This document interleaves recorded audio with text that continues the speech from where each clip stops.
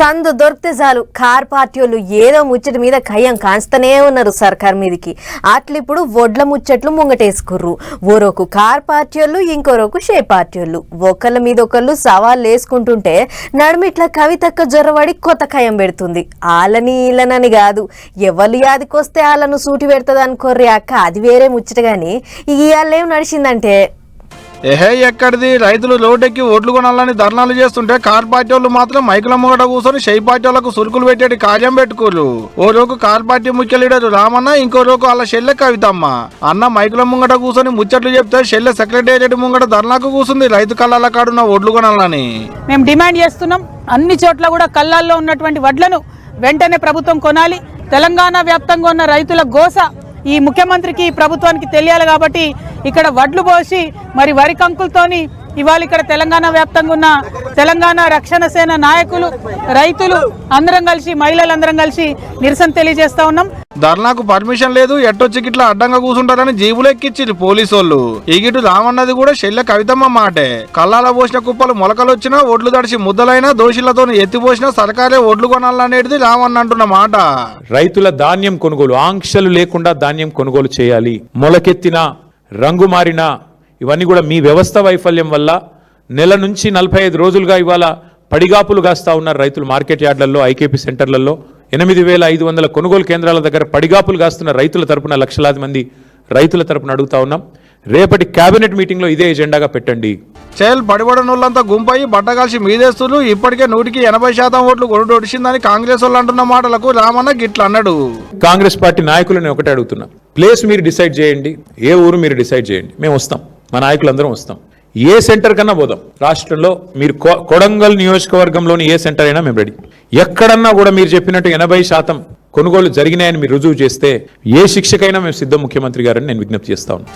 ఏడికైనా పోదాం, ఏ కళ్ళంలో చూద్దాం. కళ్ళంలో రైతులు పోసిన ఓట్లన్నీ, సర్కారు కొన్న ఓట్లన్నీ, రైతులకు ఇచ్చిన పైకం ఎంతో లెక్కలేద్దాం. ప్లేస్ నువ్వు చెప్పినా సరే, నన్ను చెప్పమన్నా సరే, బస్తీ మీద సవాలని షై పార్టీలకు గిట్ల సవాల్ వేసిండు రామన్న.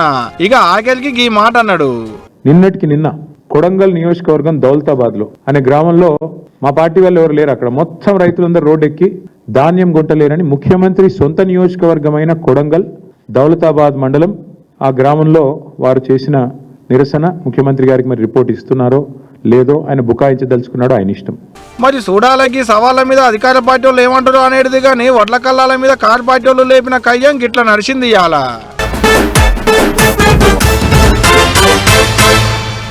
పార్లమెంట్ల లోక్సభ, రాజ్యసభ అని 2 ఉంటాయి. సరే, లోక్సభ ముచ్చట మళ్ళీ ఎప్పుడన్నా చెప్పుకుందాం. కానీ రాజ్యసభ అంటే ఎగువ సభ అంటారు. దేశంలో ఉన్న అన్ని రాష్ట్రాలకెంచి ఎమ్మెల్యేలు రాజ్యసభ సభ్యులను ఎన్నుకొని పార్లమెంట్కు పంపిస్తే రాష్ట్రం తరపున వాళ్ళు అక్కడ మాట్లాడతారు అన్నట్టు. అందుకే దాన్ని రాష్ట్రాల సభ అని, పెద్దల సభ అని కూడా అంటారు. అసొంటి పెద్దల సభకు కొత్తోళ్లను తీసుకునేందుకు ముహూర్తం పెట్టిర్రు ఎన్నికల సంఘపోళ్ళు.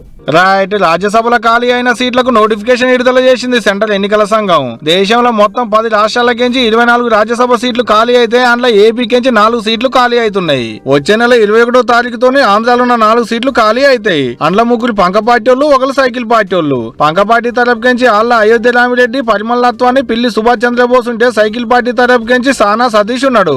ఇక ఇప్పుడు వాళ్ళ పదవులు ఒడుస్తున్నాయి కాబట్టి వాళ్ళ సీట్లకు కొత్త వాళ్ళని ఎన్నుకునేందుకు నోటిఫికేషన్ వచ్చింది అన్నట్టు.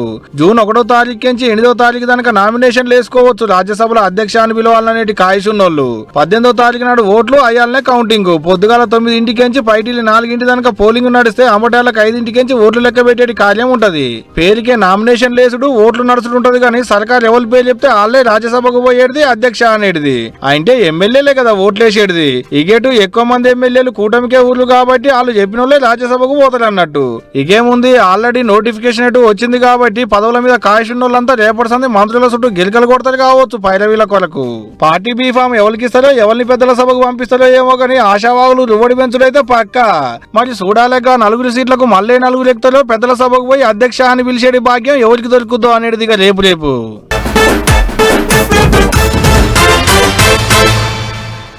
ఇప్పటికే ఆంధ్రాను అలికి పూసినట్టు చేయాలని లీడర్లంతా కంకణం కట్టుకొని రోడ్డెక్కుతుర్రు.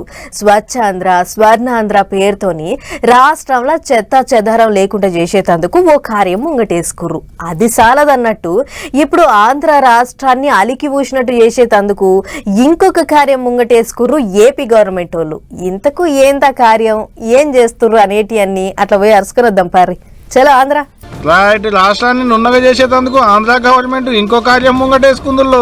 ఆపరేషన్ క్లీన్ స్వీప్ పేరుతో రాష్ట్రాన్ని అలికిపూసినట్టు చేసేందుకు తయారైతుంది. శనివారంకేంచి ఆంధ్రాలో ఉన్న ఎమ్మెల్యేలు, మంత్రులు, లీడర్లంతా పొరకలు పట్టుకుని రోడ్డెక్తలు కావచ్చు. ఇక స్వచ్ఛాంధ్ర, స్వర్ణాంధ్ర పేరుతో రాష్ట్రం అంతా నున్నగా చేసినట్టే ఆపరేషన్ క్లీన్ స్వీప్ పేరుతో మున్సిపాలిటీలలో మురికి లేకుండా చేసేది కార్యం అన్నట్టు. ఇది శనివారంకేంచి చాలా అయితే జూన్ 20వ తారీఖు దాకా నడుస్తుంది ఈ కార్యం. వారానికో కార్యం ముంగటేసుకొని మున్సిపాలిటీలలో ఉన్న మురికి, రోడ్ల మీద ఉన్న చెత్త, పబ్లిక్ పాయకాణాలన్నింటినీ తేడాగా చేసేటి కార్యం పెట్టుకుని అన్నట్టు. మొదటి వారంలో రోడ్లు, పబ్లిక్ తిరిగేటి జాగలు, రెండో వారంలో మురికి కాలువలు, మూడో వారంలో ఇండ్లు, దుకాణాలు, మార్కెట్లలో ఉండేటి చెత్తెత్తుడు, నాలుగో వారంలో పబ్లిక్ పాయకాణాలు సాఫ్ చేసుడు. ఇట్లా వారానికో కార్యం ముంగటేసుకొని మున్సిపాలిటీలన్నీ ముద్దుగా చేస్తారటనోళ్ళు. అంతేకాదు గట్ట చేసుడితో పబ్లిక్ కూడా ఏడబడతాడో చెత్త వారేయకుంటుంటారని వాళ్ళ ఆలోచన కావచ్చు. ఇట్లయితే రోడ్లన్నీ తేడాగా చేయొచ్చు, పట్టణాలన్నీ నున్నగా చేయొచ్చు, పబ్లిక్ కు అవగాహన కల్పించవచ్చు. ఏదైతే కానీ భలే ఉపాయం చేసిరు పో ఆంధ్ర గవర్నమెంట్ వాళ్ళు. ఇక ఈ 4 వారాలు ఆంధ్రాల లీడర్లకు పనే ఉండదు పో. పొరకలు పట్టుడు, రోడ్లు కూడా, మురికాలు సాగు చేసుడు, చెత్త ఎత్తిపోసుడు. ఏహే ఎక్కడిది, చిత్రాలు ఉంటాయి పోండ్రి ఇక ఆంధ్రాల.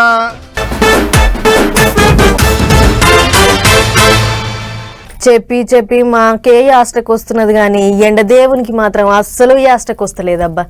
ఏం ఎండలరా నాయన, ఇంట్లోకించి కాలు బయట పెట్టేటట్టు లేదు, ఇంట్లో ఉండేటట్టు లేదు. పొద్దంతా నల్ల కింద కూర్చుంటే బాగుండు అన్నట్లున్నది ఈ ఎండకు పెయ్యంత. ఏమో ఈ ఎండలతో ఏగుడు ఇంకెంత కాలం ఉన్నదో ఏమో గాని ఇప్పటికైతే గీ వార్త చూడుర్రి. రోకళ్లతోని దాంతుడు, రోళ్లు వలగుడు. ఇది శాతనం కాదు, సూరన్న సురుకులు. అవు లోని కార్త రాకముందే రోళ్లు పగిలే ఎండలు కొడుతున్నాయి పో. ఆదిలాబాద్ ఆగం పట్టిస్తుంది, మంచిర్యాల మంటలు పుట్టిస్తుంది, నిర్మల్ను నిమ్మలంగా ఉండనిస్తలేదు. వరంగల్ ఎండలు, నిజామాబాద్ల నిప్పులు, మైబాదుల మంటలు, హన్మకొండల అడలు, భూపాలపల్లికి బుగులు, కరీంనగర్ కు సురుకులు, భువనగిరి మీద బొగ్గులు, సిద్దిపేటకు షిక్కులు, పెద్దపల్లికి బుగులు, వనపర్తికి అగడు, ఖమ్మంల కుంపటి, సూర్యాపేటల నిప్పులవాన, నల్గొండల తిప్పలశాన. తెలంగాణకు తెంపు లేదు, ఆంధ్రాకు అగడు తగ్గుతలేదు. ఇక ఢిల్లీలో దాంతుడు. ఏహే ఎన్నని చెప్తాం, ఎంతని చెప్తాం. తూర్పుకెంచి పడమరకు, దక్షిణంకెంచి ఉత్తరానికి దేశం అంతా మునుం పెట్టి దాడుచుకుంటుండు సూరన్న. ఆడాడ శినుకులు రాలి పబ్లిక్ చల్లబడుతుంది కానీ సరిసిన కాడ 46 డిగ్రీలకెంచి 48 డిగ్రీల ఎండ కొడుతుందంటే చూడు ఇక సూరన్న సురుకులు ఏ తీరుకున్నాయో. తెలంగాణలో ఎక్కువ 46 డిగ్రీల ఎండ ఉంటే ఆంధ్రాలో ఇంత ఎక్కువనే ఉన్నది. ఏం తక్కువ 47 డిగ్రీలకెంచి 48 డిగ్రీల ఎండ. ఈ ఎండకు తిరుపతి వెంకన దర్శనానికి పోయిన భక్తులకు తిప్పల కావద్దని ఇగో ఇట్లా ట్యాంకర్లు పెట్టి నీళ్లు కొడుతున్నారు గుట్ట మీద. ఏం చేస్తారు మరి, కాలు పెడితే సుర్లు అంటుండే.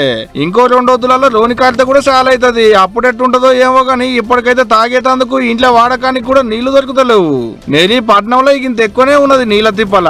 మే నెల చాలైన కాంచి ఇప్పటి వరకు 2.5 లక్షలకు మీదనే నీళ్ల ట్యాంకర్లు బుకింగ్ అయినాయి అంటే చూడు ఇక ఎట్టుందో నీళ్ల కరువు. ఆ లెక్కన రోజుకో 12,000 ట్యాంకర్ల నీళ్లు సరఫరా అవుతున్నట్టే. ఇక ఇన్నారు కదా పబ్లిక్, బుడ్డపోరల్ని బయట తిరగనియకురి, ముసలోళ్ళని అగడికి ఆగంగానియకురి. ఫ్యాన్లు, కూలర్లు, అవసరమైతే ఏసీలు పెట్టుకొని అగడి దగ్గరదాకా ఇంట్లోనే కూర్చొని చల్లబడు.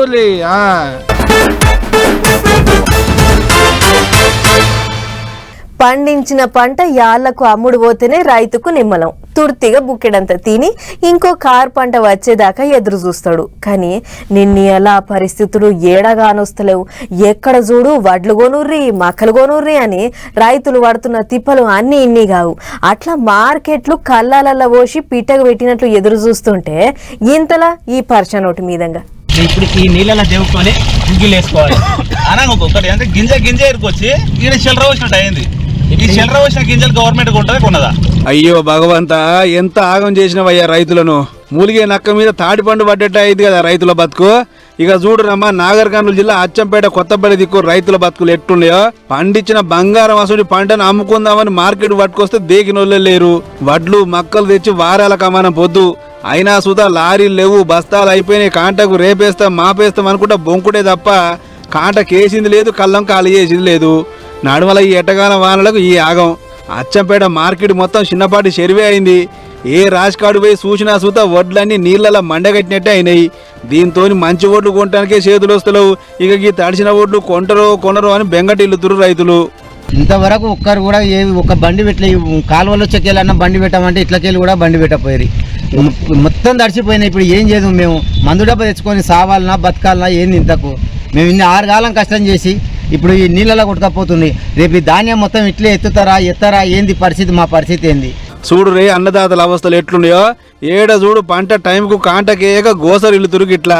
పెద్ద కొత్తపల్లిలా గాలి దువారం జోపితే కరెంటు తమ్మాలు పెద్ద చెట్లు ఎక్కడ ఇరిగా అడ్డం పడ్డాయి. పొద్దుకబడ్డ వానకు తోడు గాలి దువారం పెట్టుడుతోని కరెంటు గంటల కమానం పోయిందట. ఇది ఇట్లుంటే అటు పశ్చిమ గోదావరి జిల్లా పాలకొల్లులో చేపల రైతులు రోడ్డెక్కిర్రు. క్రాప్ హాలిడేకి సిద్ధం, ఫీడ్ ఎక్స్పోర్ట్ సిండికేట్ నశించాలని చెప్పి మానవారం తీసిర్రు. తెచ్చిన రొయ్యలను రోడ్డు మీద వారేసి ప్రాసెస్ ప్లాంట్ సర్కారు నిర్మించాలని లొల్లి చేస్తే భీమవరం పాలకొల్లు రోడ్డు మొత్తం ఫుల్ ట్రాఫిక్ జామ్ అయింది. ఇక ఈ కథ ఇట్లుంటే అటు తాడిపత్రిలో ఇంకో కథ. పొద్దుకోబడ్డ వానకు పెద్ద చెట్లు కరెంటు తమ్మాలు సొప్పబెండ్లో ఇరిగిపోయినాయి. దయ్యంగాలికి తోడు ఉరుములు మెరుపులు పిడుగులు పడుతోని జనం అంతా మస్తు బుగులు పడ్డరు. ఇక రోడ్డు కడ్డగా పడ్డ చెట్లను అధికారులు రంపాలు పెట్టి కోపించి పక్కకు. దోస్తానంటే కొందరు ప్రాణం ఇస్తుంటారు. వాళ్ళ దోస్తులను ఎవ్వలన్నా తిట్టిర్రనో కొట్టిర్రనో ఎరికైతే ఇక కథం ఊరికి పోయి జవడం పెట్టుకుంటారు. మా ఓన్ని అట్లాంటవారా ఇట్లాంటవా అని పెద్ద రచ్చ చేస్తారు. కానీ ఆ విజయవాడ పట్నంలో ఇందుకు ఉల్టా అయ్యింది. ఓ 2 ప్రాణ స్నేహితులే పొలు దన్నుకున్నారట. మరి వాళ్ళ నడుమ పంచాది ఏడొచ్చింది, ఎందుకు వచ్చింది అనేదంతా తెలవాలంటే ఈ వార్త వినాల్సిందే. ముచ్చటేందో ఆటెనక చెప్పుకొస్తా గాని మొదలు గీడ బండ్లు గుద్దుకుంటున్నాయి. మరి ఏ బండి దాము ఎంతుందో చూద్దాం.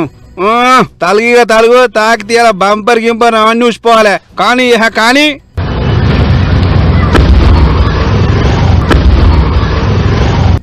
నువ్వే గుద్దుతావే, నేను సుతా నీ ఆసుండిదానే. ఈ యొక్క నేను గుద్దితే నీ లైట్లు బాగానే ఆని ఉల్లిగడ్డలు సుతా పనికిరావు. ఆగు జర వెనక తిప్పుకొని వస్తాను, ఆగు.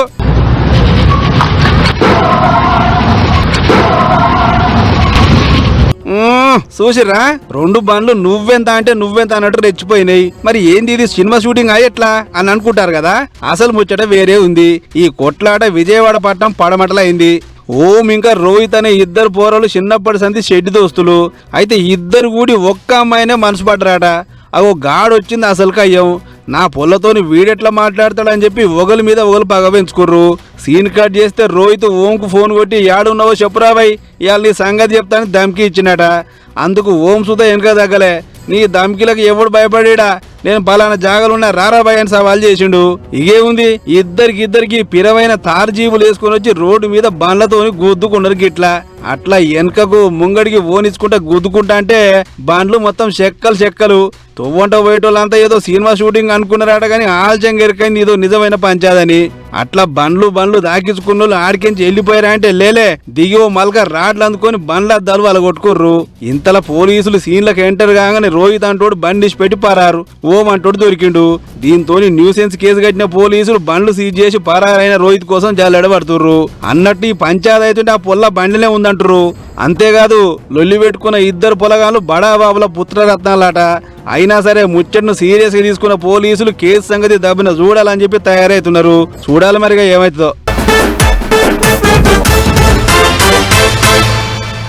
దునియాల క్రికెట్ ఆటకు ఎక్కడ లేనంత అభిమానులు మనకనే ఉన్నారు.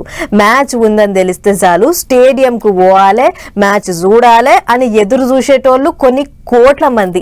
అందులో ఈ నడుమ IPL టోర్నమెంట్ నడుస్తుంది కదా, ఈగింత ఎక్కువనే ఉంది ఆ ఆరాటం. అయితే టికెట్లు తీసుకొని మ్యాచ్ చూద్దామని అనుకునేటోళ్లకు పెద్ద నిరాశనే ఎదురైంది. మరి గట్లెందుకు అయ్యింది ఒకసారి నజరేసొద్దాం పర్రే. హైదరాబాద్ లో IPL మ్యాచ్ అంటే పట్నం పోలు ఎగిరికి అంతేస్తారు. ఎట్లయినా స్టేడియానికి పోవాలి, మ్యాచ్ చూడాలి అని చెప్పి అనుకుంటోళ్ళు కొన్ని వేల మంది. అయితే ఈ నడుమైన కడమ మ్యాచ్ల సంగతి ఏమో గాని పట్నంలో అవుతున్న SRH RCB ఆఖరి మ్యాచ్ ను స్టేడియానికి పోయి చూడాలి అని చెప్పి బొచ్చెడు మంది ఆశపడ్డారు. కానీ ఏం ఫైదా, వేల మందికి టికెట్ దొరకక మస్తు నారాజు అయ్యారు. లెక్కకైతే ఉప్పల్ స్టేడియం కెపాసిటీ 39,000 అట. అందులో VVIPలు అధికారులకు ఇచ్చే కాంప్లిమెంటరీ పాసులు అన్ని పోగా ఇంకో 32,000 టికెట్లు జనాలకు అమ్మాలి. అది గిన ఆన్లైన్లా. కానీ టికెట్లు ఆన్లైన్లో వెచ్చినట్టే పెట్టి అయిపోయినాయి అని చేతులు దులుపుకురు అధికారులు. దీంతో క్రికెట్ అభిమానులకు సర్న కాలింది. 3 లక్షల మంది క్యూలో ఉన్నట్టు చూపించి 30,000 టికెట్లు పక్కదో పట్టించారు, బ్లాక్లు అమ్ముకుర్రు. అవన్నీ ఏడపోయినాయి, ఎంతకు అమ్ముకుర్రు చెప్పాలని చెప్పి సోషల్ మీడియాలో మస్తు కామెంట్ రాస్తున్నారు కొందరు. బుకింగ్ కొలాయించినట్టే కొలాయించి గంట సేపు కాకముందే ఎట్లా బంద్ చేస్తారని ఇంకొందరు. పెద్ద ముచ్చట ఏంటంటే ఎన్ని టికెట్లు అమ్ముడు పోయిన ముచ్చట సుతా బయటికి చెప్తారట అధికారులు. దీంతో రచ్చం మరింత పెరిగింది. ఇది ఇట్లుంటే స్టేడియం కాడ ఎవరో బయట నిలబడి బ్లాక్ లో టికెట్లు అమ్మిండట. ఇక చూసిన జనాలు గిట్ట బ్లాకులు అమ్ముకుంటాకే నా బుకింగ్ బంద్ చేసింది అని ఇగింత గరమయ్యారు. అట్లా 900 రూపాయల టికెట్ 2,000కు, 5,000 టికెట్ 15,000కు ఇట్లా నోటికొచ్చిన రేటు చెప్పి సామాన్య జనం జేబులు గుల్ల చేసిర్రు. మరి ఇంత జరుగుతుంటే తొవ్వలు పెట్టాల్సిన అధికారులు ఏం చేస్తుర్రో ఏం పోవడో గాని వచ్చే తాపనన్నా చక్కగా ఈరయ్య దొర అని అడగవచ్చారు. టికెట్ దొరకక నారాజవుతున్న జనాలు.